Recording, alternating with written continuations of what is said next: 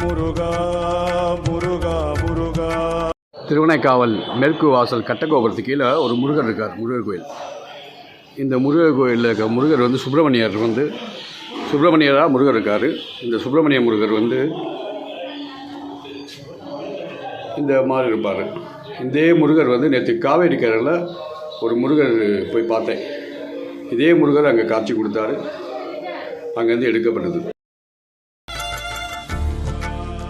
Muruga Muruga Muruga Muruga Muruga Muruga Muruga Muruga Muruga Muruga Muruga.